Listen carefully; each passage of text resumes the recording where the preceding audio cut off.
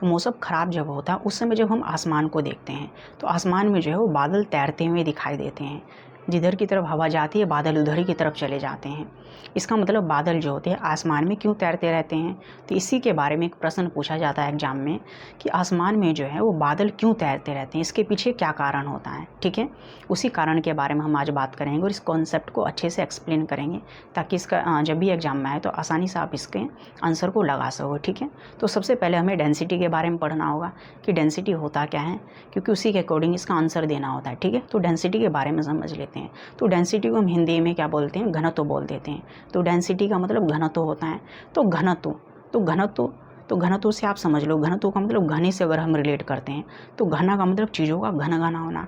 घनत्व का मतलब कोई भी वस्तु है वो कितनी घनी है, उसके अंदर के कण या मॉलिक्यूल कितने पास पास हैं। ठीक है, यही उसकी डेंसिटी होती है। तो जब मॉलिक्यूल उसके ज़्यादा पास पास होंगे तो हम कहेंगे उसकी डेंसिटी ज़्यादा है। उसके अंदर के जो कण हैं काफ़ी दूर दूर हैं तो हम कहेंगे उसकी डेंसिटी कम है। ठीक है, और उसके अंदर के कण बहुत पास पास हैं, बहुत सघन है वो, तो हम कहेंगे उसकी डेंसिटी ज़्यादा।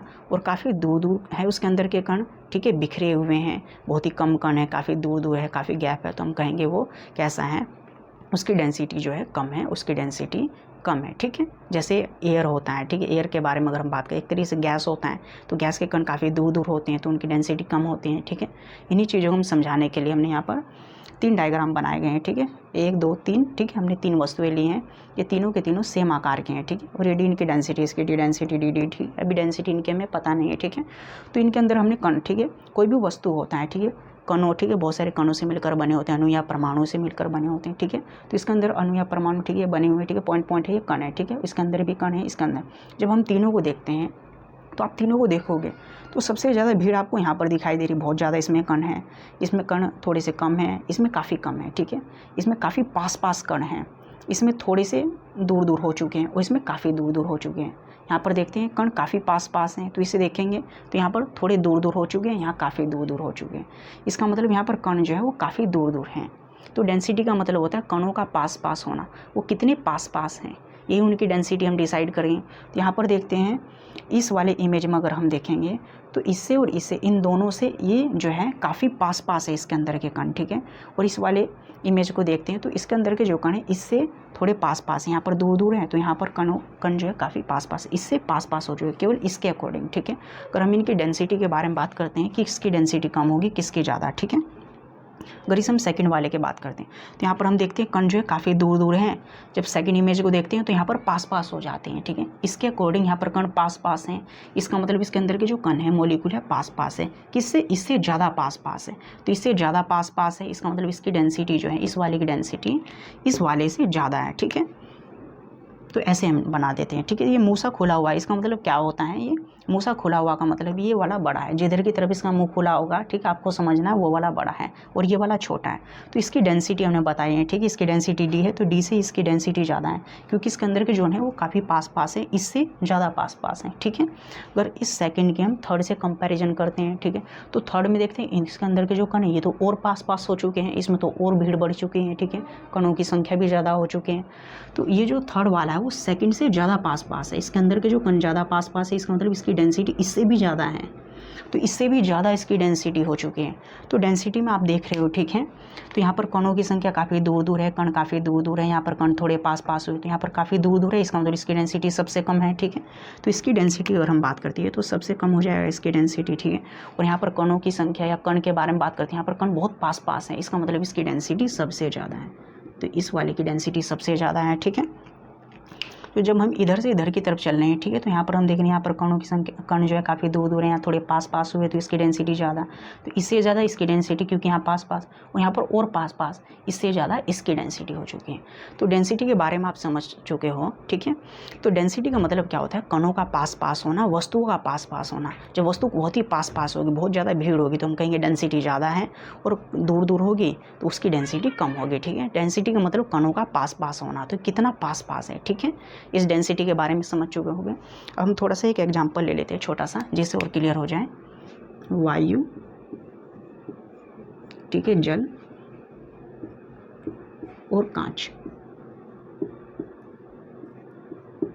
ठीक है, वायु के बारे में, जल के बारे में और कांच के बारे में। अगर हम इनकी डेंसिटी के बारे में पूछे, ठीक है, वायु की, जल की और कांच की, ठीक है, किसकी डेंसिटी सबसे कम होगी और किसकी सबसे ज़्यादा होगी, तो अब आसानी से आप बता सकते हो। वायु तो एक गैस की तरह होता है, इसके कण जो होंगे काफ़ी दूर दूर होंगे, और जो जल होता है वो वायु से थोड़ा सा डेंस हो जाएगा, ठीक है। कांच जो है सॉलिड फॉर्म में हो जाएगी, लिक्विड फॉर्म में है, और ये जो कांच है सॉलिड फॉर्म है, तो सॉलिड तो और डेंस हो जाएगा, ठीक है, तो इसकी डेंसिटी और ज़्यादा हो जाएगी। तो वायु की डेंसिटी कम होगी, ठीक है, वायु से ज़्यादा जल की, और जल से ज़्यादा किसकी होगी, कांच की होगी, ठीक है। तो वायु की डेंसिटी यहाँ पर देख लिए सबसे कम है और कांच की डेंसिटी सबसे ज़्यादा है, ठीक है।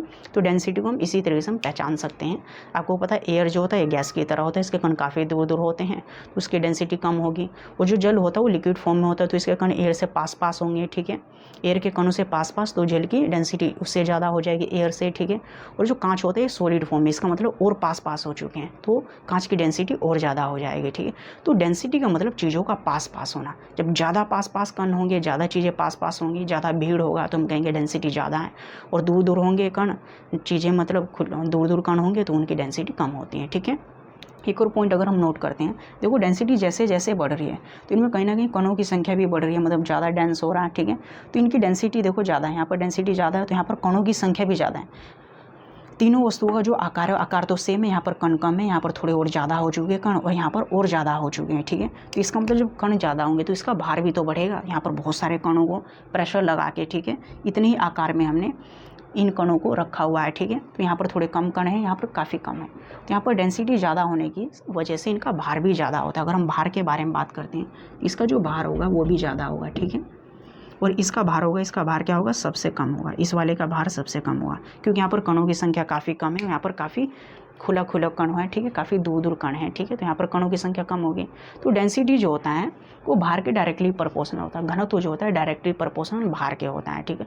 अगर हमें डेंसिटी के बारे में नहीं पता है, अगर किसी वस्तु का ये पता चल जाए वो भारी है या हल्की है, तो भी हम बता सकते हैं कि डेंसिटी क्या होगी, ठीक है। तो सिंपल में अगर हम यहाँ पर देखते हैं, अगर हम किसी कोई वस्तु है, ठीक है, कोई वस्तु हल्की है, अगर कोई वस्तु हल्की है तो हम बता सकते हैं कि उसकी डेंसिटी क्या होगी, ठीक है। अगर कोई वस्तु हल्की है, देखो डायरेक्टली प्रोपोर्शनल का मतलब क्या होता है, अगर कोई वस्तु हल्की है तो उसकी डेंसिटी भी कम होगी, ठीक है। कोई वस्तु मतलब हल्की है तो उसकी डेंसिटी भी कम होगी, कोई वस्तु कम भारी है तो उसकी डेंसिटी भी कम हो जाएगी। अगर कोई वस्तु भारी है इसका मतलब उसकी डेंसिटी भी ज़्यादा होगी। देखो अगर भार बढ़ रहा है तो डेंसिटी भी बढ़ रहा है, भार बढ़ेगा तो डेंसिटी बढ़ेगा, और भार घटेगा तो डेंसिटी घटेगा, ठीक है। मेन पॉइंट यही ध्यान रखना आपको, अगर भार बढ़ेगा तो इसका मतलब डेंसिटी भी भार बढ़ रहा है तो डेंसिटी बढ़ रहा है, भार घटेगा तो डेंसिटी घटेगा, ठीक है। या घनत्व बढ़ेगा तो भार भी बढ़ेगा, घनत्व घटेगा तो भार भी घटेगा। तो सिंपल में अब हम मेन पॉइंट पर आ जाते हैं। जो बादल जो होते हैं आकाश में तैरते रहते हैं, आपने देखा हो, तो कोई भी चीज़ तैरता कब है, जब वो हल्की होती हैं। कोई भी चीज़ तैरता है इसका मतलब वो हल्की है, तो हल्की का मतलब क्या हो जाएगा, जब कोई चीज़ हल्की है तो हम उसकी डेंसिटी बता सकते हैं। हमें पता चल चुका है बादल जो तैर रहे हैं, हमें उनकी डेंसिटी नहीं पता है अभी, ठीक है। बादल तैर रहे, केवल हमें इतना पता चला बादल तैर रहे, इसका मतलब वो हल्के हैं जब भी तो तैर रहे हैं। कोई भी चीज़ हल्की है जब भी तो वो तैरती हैं, तो जब बादल हल्के हैं तो बादल जब वेट कम हो जाएगा उनका, तो इसका मतलब उनकी डेंसिटी कम है, तो हम डेंसिटी पकड़ लेंगे, उनकी डेंसिटी कम होगी, ठीक है। और बादल एक तरीके से गैस की तरह होते हैं, ठीक है, उसमें धुआं होता है, गैस की तरह होते हैं, उनके कण काफ़ी दूर दूर होंगे तो उनकी डेंसिटी वैसे भी कम, ऐसे भी हम देखेंगे तो पता चल जाएगा उनकी डेंसिटी कम होती है। तो मेन पॉइंट यही है, बादल अगर आसमान में तैर रहे हैं इसका मतलब वे हल्के हैं, तो हल्के हैं उनकी डेंसिटी कम है, ठीक है, यही उनका आंसर होता है। तो एग्जाम में जब भी पूछा जाए ये प्रश्न कि बादल जो आसमान में क्यों तैरते हैं, तो हम कह सकते हैं निम्न घनत्व की वजह से, लो डेंसिटी की वजह से, कम डेंसिटी की वजह से उनका घनत्व कम होता है, इसीलिए वो आसमान में तैरते रहते हैं, ठीक है। ये जब भी प्रश्न पूछा जाएगा ये आसानी से आप आंसर दे सकते हो, क्योंकि बादल तैर रहे हैं इसका मतलब उनका भार कम होगा, और भार कम होगा तो उनकी डेंसिटी कम होगी। तो निम्न डेंसिटी की वजह से, लो घनत्व की वजह से बादल जो है वो आसमान में तैरते रहते हैं। उम्मीद करते हैं ये बातें हमारी आपको समझ में आ चुकी होगी।